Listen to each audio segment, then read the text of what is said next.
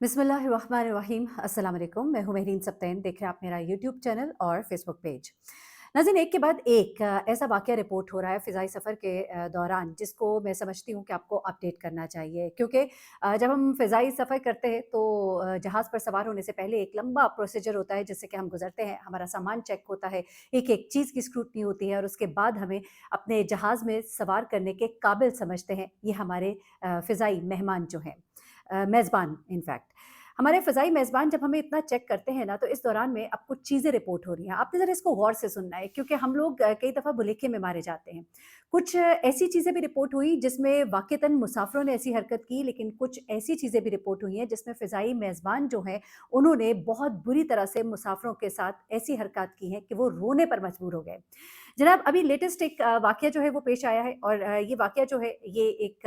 फ़िज़ाई सफ़र के दौरान एक ऐसे मुसाफ़िर के साथ पेश आया। एक ऐसा सफ़र था जो ओवरनाइट था, यानी कि 18 घंटे की फ़्लाइट थी, बीच में रात का सफ़र भी था और इस रात के सफ़र के दौरान आपको मालूम ही है कि रात को लाइट्स जो हैं वो जहाज़ में डिम भी हो जाती हैं, ताकि मुसाफ़िर जो हैं वो रेस्ट कर सकें, वो सो जाएँ और जब वो सो गए मुसाफ़िर, तो इस ही दौरान में उनके सामान पर हाथ साफ़ किए गए।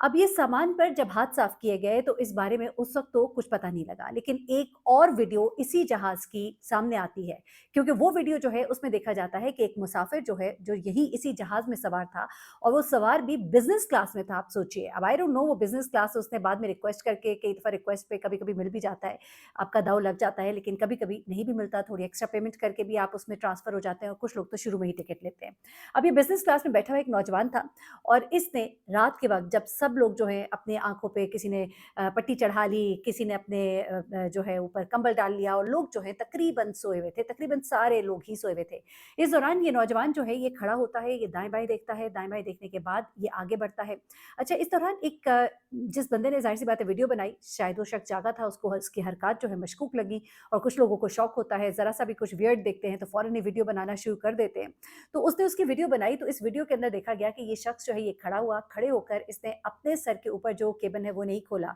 जबकि जब वो आया था तो उसने अपना सामान जो है इसी केबिन में रखा था, बाद में ये बात सामने आई। अब उसके बाद वो उठा और अपने से 2 सीट्स आगे जाता है और 2 सीट्स आगे वाला केबिन जो है वो खोलता है और उसमें से बैग को निकालता है और उसके बाद जल्दी से अपने केबिन के उसमें डाल देता है इसको। उसके बाद वो आके सीट पर बैठता है, उसके बाद वो दोबारा से खड़ा होता है और वो अपने केबिन का वो खोलता है और बड़ी ही तसल्ली के साथ उस बैग को जो है वो निकालता है और बैठकर उसमें से कुछ सफाई-सफूई करता है और उसके बाद उस बैग को वापस दोबारा अपने ही केबिन में रख देता है।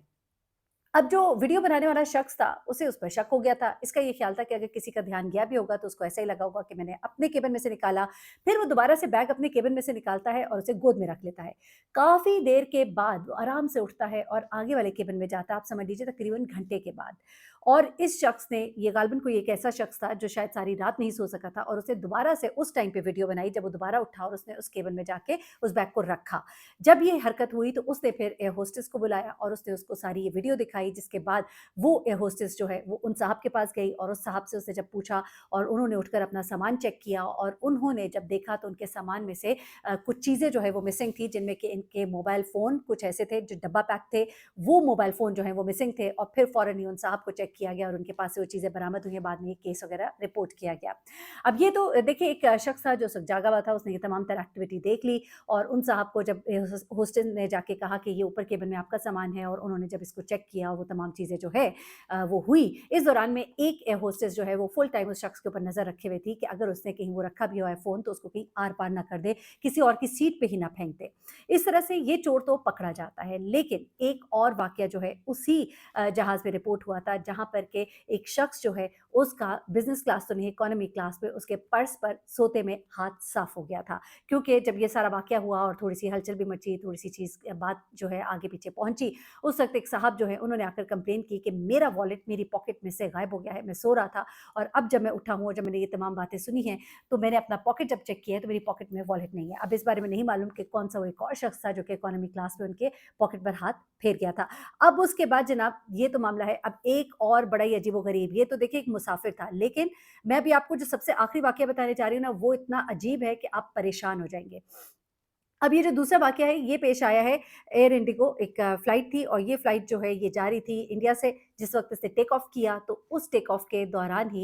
ये वाक़या जो है ये पेश आता है, यानी कि अभी जो सफ़र है वो जारी था और इस सफ़र के दौरान क्या होता है कि ख़ातून होती हैं, प्रियंका ग़ालिबन उनका नाम बताया जा रहा है और ये जो ख़ातून है, इनकी एक बच्ची थी 7-8 साल की और एक इनके गोद में बच्चा था 2 साल का, प्रियंका मुखर्जी इसका नाम है। अच्छा, अब इसकी बेटी ने कोई 20 ग्राम की सोने की चेन पहनी थी, काफ़ी महँगी भी होती है। अब ये बच्चे जो हैं आपस में कुछ तंग कर रहे थे, बच्ची ने रोना शुरू कर दिया, तो ऐसे में होस्टेस आती है, कहती है मैं बच्ची को सँभाल लेती हूँ, वो बच्ची को सँभालती है। उसके बाद जो है वो बच्ची जब अपनी माँ के पास वापस आती है तो उसके गले में सोने की चेन नहीं होती है। ये खातून बहुत शोर मचाती हैं, बाकायदा तौर पे इसका केस भी रिपोर्ट किया गया है, लेकिन होस्टेस साफ इनकार कर देती है और बल्कि वो कहती है कि मेरे ऊपर गलत इल्ज़ाम लगाया जा रहा है। लोग भी कहते हैं कि गालिबन होस्टेस जो है उसके नेकी गले पड़ गई या उसने जो भी काम अच्छा करना चाहा वो उसके खिलाफ ही चला गया। लेकिन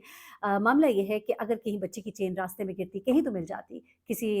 अगर तो मुसाफिर के हाथ लग गई, अब ज़ाहिर-सी बात है हर एक को चेक तो उस तरह नहीं किया जा सकता। लेकिन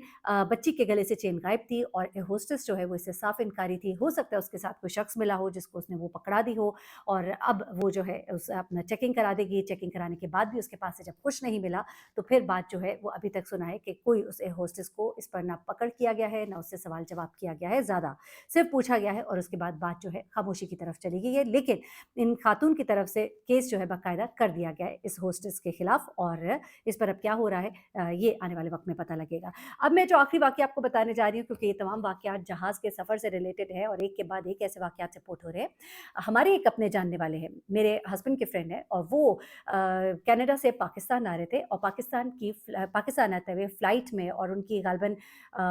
वहाँ की कनाडा की ही फ़्लाइट थी, उनके कनाडा का ही जहाज़ था, यानी पाकिस्तानी एयरलाइन नहीं थी और कैनेडियन एयरलाइन थी और उस एयरलाइन में उनके साथ क्या हुआ कि वो अपने घर वालों के लिए 2 आईफ़ोन के जो डब्बे हैं, वो लेकर आ रहे थे, डब्बा पैक थे और वो उनके बैग में थे, हैंड कैरी में। अब वो हैंड कैरी जो है, उन्होंने लाके अपने ऊपर रखा जो केबिन था, उसमें रखा और लंबी फ़्लाइट थी, वो कहीं सो गए, जब वो उठे, तो उन्होंने अपना बैग जो है, वो निकाला, बैग को खोला। एक होता है ना बंदे को थोड़ा-सा कि यार, एक दफ़ा चेक कर ले। अच्छा, देखते हैं, तो उस बैग के अंदर उनका और बिल्कुल अपने सर के ऊपर वाले बैग में। अच्छा, बैग में उन्होंने देखा, बैग के अंदर उनका आईफ़ोन पड़ा हुआ था और फिर जो है, वो जनाब चल पड़े। जब वो घर पहुँचे, आप अंदाज़ा लगा सकते हैं कि क्या हुआ,